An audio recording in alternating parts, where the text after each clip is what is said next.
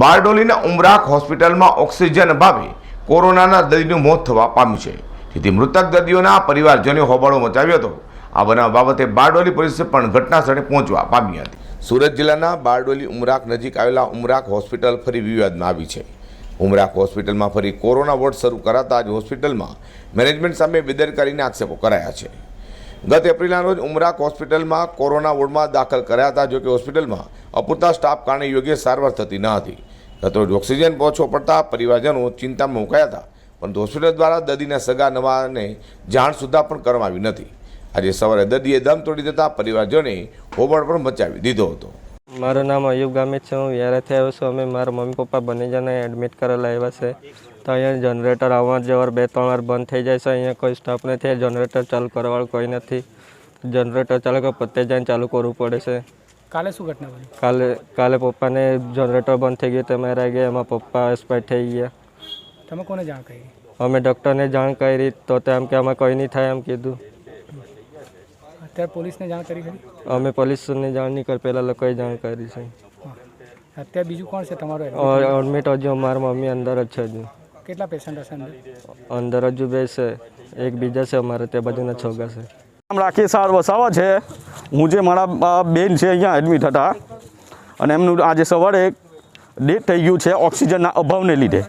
Management પાસે ઓક્સિજનનો supply છે જ નથી, તો શું કામ તમે હોસ્પિટલ ચાલુ રાખો છો? બંધ કરો, તાળા મારો, શું કામ છે તમારે? પૈસા લૂંટવા માટે બેઠા છો ને તમે? પૈસા નહીં છે એના માટે કરો છો। અહીંયા 20-20 વાર લાઇટ જાય છે અને તેનો એ કરવા માટે મેન્ટેનન્સ સ્ટાફ નથી તમારી પાસે। પેશન્ટ છે તે પેશન્ટના જે પેશન્ટ છે એના પુત્ર છે એ પોતે થોડી ઘણી નોલેજ હોવાના કારણે જનરેટરમાં એ કરે છે, જનરેટર ચાલુ કરે છે, બંધ કરે છે, કન્ટિન્યુ એ કરે છે। ડીઝલ 5-5 લીટર ડીઝલ નાખે છે આવડી મોટી હોસ્પિટલની અંદર, આવડા મોટી જનરેટરની અંદર શું 5 લીટર ડીઝલ કેટલા ટાઈમ ચાલવાનો છે? શું ઘટના બની? આજે રાતની અંદર ઘટના એ બની છે કે ઓક્સિજનનો અભાવ છે, આ લોકો પાસે ઓક્સિજન નથી અને પેશન્ટ જે એના જે પણ સંબંધી છે બહાર ઊભા છે, એ લોકો કોઈ જવાબ નથી આપતા, હોસ્પિટલની અંદર જવા નથી દેતા। પોતે ડૉક્ટર સાહેબ હાજર, ધવલ પટેલ હાજર નથી। જો તમે હાજર નહીં રહી શકતા હોય, તમારો સ્ટાફ પૂરતો નહીં હોય, તો શું કામ હોસ્પિટલ એ કરો છો?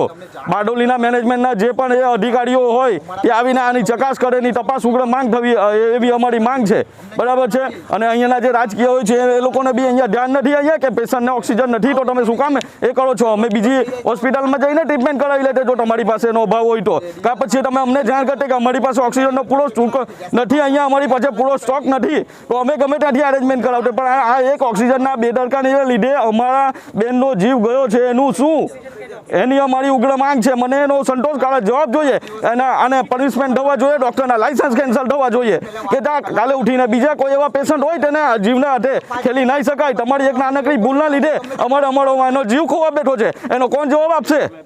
દિવસોથી હોસ્પિટલમાં ઓક્સિજન અંગે ફરિયાદ ઉઠવા પામી હતી, છતાં નહીં ડૉક્ટર કે નહીં મેનેજમેન્ટ દ્વારા કોઈ ગંભીરતા લેવામાં નહીં આવી હોવાની પણ ફરિયાદ ઉઠવા પામી છે। એક બાજુ ઓક્સિજનની અછત તો બીજી બાજુ હોસ્પિટલમાં વીજ પુરવઠો ખોરવાય ત્યારે ત્વરિત જનરેટર ચાલુ કરવાની પણ કોઈ સુવિધા ઉપલબ્ધ ન હોવાની પણ ફરિયાદ ઉઠવા પામી છે। બારડોલી મામલતદારે ઘટના સ્થળે આવી મામલો થારે પાડ્યો હતો। ઉમરાખ હોસ્પિટલમાં એક પેશન્ટનું જે ડેથ થયું તો ફેમિલીના આક્ષેપો હતા કે ઓક્સિજન પૂરતો ના આપવાથી એમનું ડેથ થયું, એટલે ફેમિલીના મેમ્બરોનો એક વિરોધ હતો અને ડેડ બોડી લઈ જતા નહોતા। એમને આજે સમજૂત કર્યા છે અને બાકીની જે હોસ્પિટલ પ્રોટોકોલ મુજબની તપાસ હાથ ધરાશે, પરંતુ મોતનો મલાજો જળવાય એના માટે એમણે એમના મંદિરના કોઈ ગાદીપતિ હતા અને માનનીય પદ ધરાવતા હતા, એટલે એમના મંદિર પાસે જે રીતે દફનાવીને પ્રોટોકોલ કોવિડની પ્રોટોકોલ મુજબ અંતિમ ક્રિયા થાય એના માટે સમજૂત કરવામાં આવ્યા છે અને એ સમજૂત થઈ ગયેલ છે। અહીંયા બીજા હાલ 24 જેટલા પેશન્ટની ટ્રીટમેન્ટ ચાલુ છે, જેથી હોસ્પિટલ ડિસ્ટર્બ ના થાય એના માટે એમને અમારા તરફથી વહીવટીતંત્ર તરફથી રિક્વેસ્ટ કરવામાં આવતા પરિવારના સભ્યોએ પણ સારો એવો સહકાર આપેલ છે। જે રીતે આટલી મોટી હોસ્પિટલ છે, ડૉક્ટરોનો સ્ટાફ નથી, ડૉક્ટરો અહીંયા પૂરતા છે નહીં, જે ડૉક્ટરની હાજરી નથી, જેના કારણે જે દર્દીઓ હેરાન થાય છે, જે ટેકનિશિયનો છે તે નથી, આપ શું કહેશો? ડૉક્ટરોની સ્ટાફ બાબતે જે મેં પ્રાઇમરી અત્યારે ડિસ્કસ કર્યું છે એ બાબતે એમના પાસે ફિઝિશિયન, પીડિયાટ્રિશિયન, ઓર્થોપેડિક સર્જન ફૂલ ટાઈમ છે એવું એમણે કહ્યું છે, પરંતુ આજે જે આક્ષેપો થયા છે એ પ્રમાણે અમે એકવાર તપાસ કરાવડાવી છે। જે રીતે રેમડેસિવિરના ભાવ બાબતે બી ઘણી વખત મુશ્કેલીઓ પડતી રહી છે। અહીંયા હોસ્પિટલમાંથી 5400 રૂપિયાનું ઇન્જેક્શન આપવામાં આવતું હતું, એવું દર્દીઓના જે સંબંધીઓ છે તેમનું કહેવું છે। આપ એ બાબતે બી તપાસ કરશો? ના, હું ચોક્કસ એ બાબતે જે આક્ષેપો છે એ બાબતે તપાસ કરી લઉં, કારણ કે ટેકનિકલ અને તબીબી વિષયનો સબ્જેક્ટ છે એટલે અત્યારે લો એન્ડ ઓર્ડરની સમસ્યા ના સર્જાય તથા જે પેશન્ટ દાખલ છે એમની ટ્રીટમેન્ટ આરામથી થઈ શકે એના માટે અત્યારે અમે પેશન્ટને સમજૂત કરવાનું કામ કર્યું છે. બાકીના આક્ષેપોની અમે તપાસ કરાવી. ખાસ કરીને આજે તપાસ કરશો, તપાસનો રિપોર્ટ કેટલા સમયની અંદરમાં આપશો પરત? અમે THO સાહેબને આજે તપાસ આપી દઈએ છીએ એટલે શોર્ટલી ઝડપથી તપાસ થાય, કારણ કે અહીંયા બીજા પેશન્ટ પણ એડમિટ છે એટલે એમના સ્વાસ્થ્ય સાથે ચેડા ના થાય એ રીતે અમે ઝડપથી કામ કરવાનો પ્રયત્ન કરીએ. કોવિડ પેશન્ટ અત્યારે પણ હોસ્પિટલની અંદર છે, છતાં પણ એક પણ ચીફ ઓફિસર નથી, મેડિકલ ઓફિસર હાલ હોસ્પિટલમાં અત્યારે પણ નથી. નહીં, એટલે એમને અત્યારે જે મારી વાત થઈ ટ્રસ્ટ જોડે કે એમને તાત્કાલિક પોલીસ બંદોબસ્ત સાથે કામ ચાલુ કરવા માટે ઇન્સ્ટ્રક્શન આપી દીધી છે. જેવું અમને તરત ધ્યાન આવ્યું એટલે અમે તરત એમને ડ્યુટી પર હાજર થઈને બાકીના પેશન્ટની ટ્રીટમેન્ટ કરવા માટે ઇન્સ્ટ્રક્શન આપી દીધી છે. ટ્રસ્ટ ચલવે છે કે કોઈને સુપરત કરી દીધો છે જે ભાડા પટ્ટા ઉપર? એ ચેક કરાવવું પડે. મને એક્ઝેક્ટ મારો સબ્જેક્ટ નથી, મારો ખ્યાલ નથી, એટલે હું ચેક કરાવડાવી લઉં ચોક્કસ. Thank you. આમ ઉમરાક હોસ્પિટલના કોરોના દર્દીનું મોત મામલે પરિવારજનોએ હલ્લાબોલ કર્યો હતો અને હોસ્પિટલના તબીબો તેમજ સંચાલકોને ધક્કે ચડાવ્યા હતા, જેથી બારડોલી પોલીસની પણ મદદ લેવામાં આવી હતી.